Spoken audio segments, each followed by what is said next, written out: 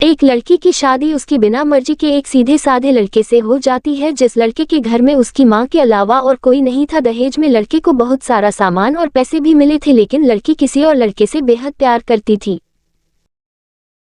अब लड़की की शादी बिना मर्जी के तो हो ही गई थी और अब वह अपने ससुराल आ गई थी। तभी सुहागरात के वक्त लड़का दूध लेकर कमरे में आता है और उस लड़की यानी अपनी पत्नी के पास बैठ जाता है। तभी उसकी पत्नी गुस्से से अपने पति से कहती है, क्या तुम मुझे अकेला छोड़ सकते हो? उसकी ये बात सुनकर उसका पति बहुत दुखी होता है, लेकिन फिर भी वो खुशी खुशी ये कहता है, नहीं तुम आराम करो, मैं तो सिर्फ तुम्हारे लिए दूध लेकर आया था। ये कहकर वह कमरे से बाहर चला जाता है। लड़की मन मारकर ही रह जाती है, क्योंकि लड़की चाहती थी कि उसने झगड़ा क्यों नहीं किया ताकि वो उस गवार से तलाक ले सके। अब लड़की को ससुराल में 3-4 दिन हो गए थे, मगर वो तो बस पूरा दिन फोन पर बॉयफ्रेंड से बात करती थी और उधर लड़के की माँ बिना शिकायत करे दिन भर घर का सारा काम करती थी। वह सबके लिए खाना भी खुद ही बनाती थी, फिर भी उसकी माँ के चेहरे पर हर वक्त मुस्कुराहट ही रहती थी। लड़का एक कंपनी में छोटी सी नौकरी करता था। वह बेहद ही ईमानदार और मेहनती था। सुबह अपने काम पर जाता और शाम को थका हारा घर आता, मगर उसकी पत्नी उसे एक गिलास पानी भी नहीं पूछती थी। अब लड़के और लड़की की शादी को करीब 1 महीना हो गया था, मगर अब तक वह दोनों एक साथ कभी नहीं सोए थे। वैसे लड़का बहुत ही शांत स्वभाव का था, इसलिए वह अपनी पत्नी को कुछ भी नहीं कहता था। फिर भी वह अपनी पत्नी को खुद ही खाना डाल कर देता था, मगर उसकी पत्नी उसके साथ बैठकर खाना कभी भी नहीं खाती थी। वह अपना खाना अपने कमरे में अलग बैठकर खाती थी। लड़की को दहेज में एक स्कूटी भी मिली थी। लड़का जैसे ही अपने काम पर निकल जाता, उसके आधे घंटे के बाद ही लड़की भी अपनी स्कूटी लेकर अपने बॉयफ्रेंड से मिलने चली जाती थी और लड़के के आने से पहले ही वो अपने ससुराल वापस आ जाती थी। एक दिन लड़के की काम की छुट्टी थी और वह घर पर ही था, तो लड़की ने अच्छे भले खाने को भी गंदा कह के अपनी सासू माँ को उल्टा सीधा कहकर खाने को बाहर फेंक देती है। ये सब देखकर लड़के को बहुत ही गुस्सा आता है और वह गुस्से गुस्से में अपनी पत्नी पर हाथ उठा देता है, मगर उसकी माँ फिर भी अपने बेटे को ही डांटती है। इधर लड़की को झगड़े का एक बहाना ही चाहिए था, जो कि उसे मिल गया था। तभी वो बिना बोले अपनी स्कूटी लेकर अपने बॉयफ्रेंड के पास चली जाती है और अपने बॉयफ्रेंड के पास जाकर कहती है कि अब एक पल भी मुझे उस घर में नहीं रहना, आज उस गवार ने मुझ पर हाथ उठाकर अच्छा नहीं किया। तभी उसका बॉयफ्रेंड कहता है, अरे तुमसे तो मैं कब से कहता हूँ कि तुम भाग चलो मेरे साथ कहीं दूर, मगर तुम हो कि आजकल पे ही लगी रहती हो। तब लड़की कहती है कि शादी के दिन मैं तुम्हारे पास आई थी तो तुम ही ने तो वापस घर लौटाया था मुझे। बॉयफ्रेंड ने कहा, खाली हाथ हम दोनों कहाँ तक भागेंगे, तुम ही बोलो, मैंने तुमसे कहा था कि कुछ पैसे और गहने साथ ले लो और तुम हो कि खाली हाथ ही मेरे पास आ गई थी। आखिर दूर एक नई जगह में जिंदगी की शुरुआत करने के लिए पैसे तो चाहिए ना। और हाँ एक बात और, जब भी मैं तुम्हारे पास आता हूँ और तुम्हें छूना चाहता हूँ तभी तुम्हारे नखरे हो जाते हैं और बस यही कहती रहती हो कि ये प्यार प्रेम शादी के बाद ही होगा। तभी लड़की गुस्सा होकर कहती है, हाँ शादी के बाद ही अच्छा होता है ये सब, और मैं तुम्हारी ही तो हूँ। मैं आज भी एक कुंवारी लड़की हूँ और शादी करके भी आज तक उस गंवार के साथ एक रात भी नहीं सोई मैं, क्योंकि मैंने तुमसे ही प्यार किया है और अब मैं चाहती हूँ कि तुम मुझसे शादी करके मेरी मांग में अपने हाथ से सिंदूर भर दो, फिर मैं पूरी ही तुम्हारी हो जाऊंगी और फिर तुम मुझे अपनी मर्जी से दिन रात प्यार कर सकते हो। तब उसका बॉयफ्रेंड कहता है, तो ठीक है मैं तुमसे शादी कर लूंगा, मगर तुम कम से कम 5 लाख रुपयों का कल शाम तक इंतजाम कर लेना। मैं तुम्हें एक होटल का पता दे रहा हूँ, तुम उस होटल में रात को 10 बजे तक पहुँच जाना। लड़की कहती है, उस गंवार के पास कहाँ होगा पैसा, बल्कि मेरे पापा ने उसे दहेज में 3 लाख रुपए और मुझे कुछ सोने के गहने दिए। गहने तो रे पास है, मगर सारे पैसे उस गंवार ने अलमारी में लॉक कर रखे हैं, मगर मैं जैसे तैसे अलमारी की चाबी लेकर सारे पैसे निकालकर तुम्हारे पास हमेशा हमेशा के लिए आ जाऊंगी। ये कहकर वह लड़की अपने ससुराल पहुंचती है। लड़की ससुराल पहुंचकर अपने पति और सास से लड़ाई करती है और वो उन पर खूब चिल्लाती है,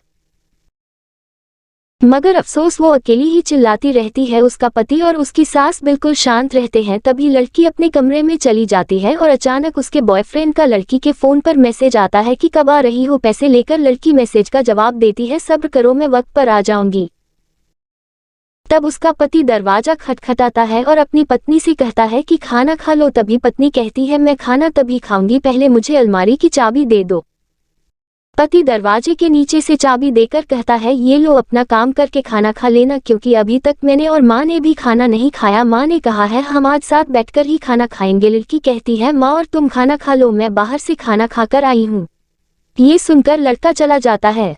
तभी लड़की जल्दी से चाबी को उठाकर अलमारी खोलती है।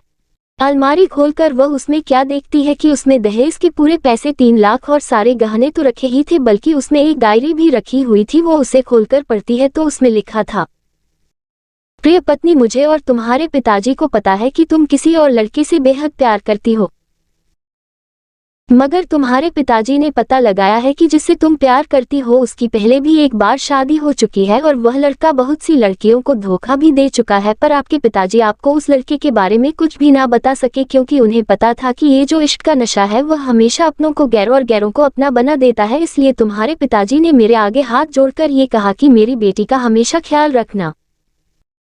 एक बाप के मुंह से एक बेटी की कहानी सुनकर मेरी भी आंखों में आंसू आ गए और मुझे यकीन हो गया था कि एक अच्छा पति होने का सम्मान मुझे मिले या ना मिले, मगर एक दामाद होने की इज्जत मैं हमेशा पा सकता हूँ। और मुझे दहेज में मिले सारे पैसे और सोने के गहने मैंने तुम्हारी अलमारी में रख दिए हैं, क्योंकि दहेज के नाम से मुझे नफरत हो चुकी थी। इस दहेज के ही कारण मैंने अपनी बहन और पिता को खोया था, और मेरे पिता के अंतिम शब्द भी यही थे कि किसी बेटी के बाप से कभी 1 रुपया भी दहेज न लेना। और उस डायरी में ये भी लिखा था कि तुम मुझसे आज़ाद हो और तुम कहीं भी जा सकती हो। डायरी के बीच के पन्नों में तलाक के पेपर रखे हैं, जहां मैंने पहले ही अपने साइन कर दिए हैं। जब तुम्हें लगे कि अब इस गवाह के साथ नहीं रहना, तब तुम भी इस तलाक के पेपर पर साइन करके अपने सारे पैसे और जेवर लेकर जा सकती हो। लड़की डायरी पढ़कर हैरान थी और परेशान भी थी। ना चाहते हुए भी उसके गंवार पति के शब्दों ने उसके दिल को छू लिया था। अब वो न चाहते हुए भी गंवार पति के अनदेखे प्यार को वह महसूस करने लगी थी। वह फूट फूट के रोने लगी। डायरी में आगे लिखा था कि मैंने तुम्हें इसलिए मारा क्योंकि आपने माँ को गाली दी, और जो बेटा खुद के आगे अपनी माँ की बेइज्जती होते सहन कर ले, फिर वह बेटा ही कैसा। इसलिए मुझे माफ कर देना, क्योंकि मेरे लिए माँ का दर्जा सबसे बड़ा है, और आपको मैं दुल्हन बनाकर अपना हमसफर बनाने लाया हूँ। आपसे जबरदस्ती करने नहीं। आपको मुझसे प्यार हो ना हो, लेकिन मैं अंत तक सिर्फ आपसे ही प्रेम करता रहूंगा। अब फैसला तुम्हारे ही हाथों में है। अब लड़की दुल्हन बन चुकी थी और उसकी आंखों से आंसू बह रहे थे। अचानक लड़की के बॉयफ्रेंड का फोन आता है। तभी गुस्से में लड़की अपने फोन को स्विच ऑफ करके फोन का सिम कार्ड तोड़ देती है। अब उसे सब समझ आ गया था कि जिससे वह बेहद प्यार करती थी, उसे तो सिर्फ पैसों से ही प्यार था, और सच्चा प्यार करने वाला तो मेरा पति ही था, जिसने सिर्फ मेरे पापा की इज्जत रखने के लिए ही उससे शादी कर ली, और उसे मेरा एक बॉयफ्रेंड है पता होने के बाद भी मुझसे इतना प्यार किया। मैं अपने पति का प्यार क्यों नहीं समझ पाई। ये सब सोचकर वह रोती रही। फिर उसने रोते हुए अलमारी का सारा सामान जैसा था वैसे ही रखकर ना जाने कब सो गई। अगले दिन उसकी पत्नी सुबह देर से जागी, तब तक उसका पति ऑफिस जा चुका था। तभी पहले नहा धोकर उसने साड़ी पहनी, फिर लंबा सा अपनी मांग में सिंदूर लगाया, जबकि पहले तब बिंदी जैसी साइड पर सिंदूर लगाती थी ताकि कोई लड़का ध्यान ना दे और किसी को ये पता ना चल जाए कि वह एक शादीशुदा है। मगर आज तो 10 किलोमीटर से भी दिखाई दे ऐसी लंबी और गाढ़ी सिंदूर लगाई थी। फिर उसने अपना मंगलसूत्र पहना और किचन में जाकर सासू माँ को जबरदस्ती कमरे में आराम करने देती है और खुद अकेली सबका खाना बनाती है। पहले सासू माँ को खाना खिलाती है और फिर अपने पति को फोन करके उसके ऑफिस का पता पूछती है। उसका पति उसको ऑफिस का पता देते हुए सोचता है कि कहीं उसकी पत्नी ने तलाक देने का फैसला तो नहीं कर लिया, मगर उसे कहाँ पता था कि वो अब सुधर गई है और उसे ही अपना पति मान चुकी है। इतने में ही उसकी पत्नी स्कूटी लेकर उसके ऑफिस खाना लेकर पहुंच जाती है। पत्नी को देखकर पति हैरान हो जाता है।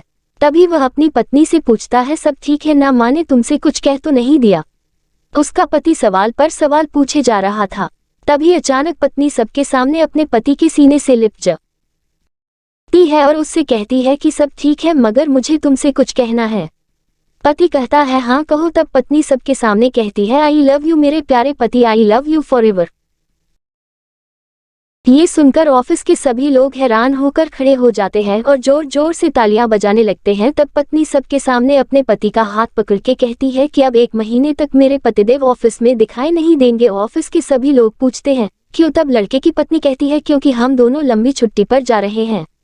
पति पत्नी से कहता है, तुम्हें क्या हो गया। तभी पत्नी पति से कहती है, मुझे तुमसे सच्चा प्यार हो गया। ये कहकर वो उसके सीने से दोबारा इस तरह लिपट जाती है जहां से वो अपने गंवार पति से कभी भी जुदा ना हो पाए। तभी उसका पति भी बहुत खुश हो जाता है और फिर वो दोनों अपने घर चले जाते हैं और खुशी खुशी अपना जीवन बिताते हैं और हमेशा खुश रहते हैं। तो दोस्तों, प्यार हमेशा उससे करना चाहिए जो आपसे प्यार करता हो और साथ ही आपकी और आपके परिवार की इज्जत भी करता हो। पैसों से प्यार करने वाला इंसान कभी आपसे प्यार नहीं कर सकता दोस्तों।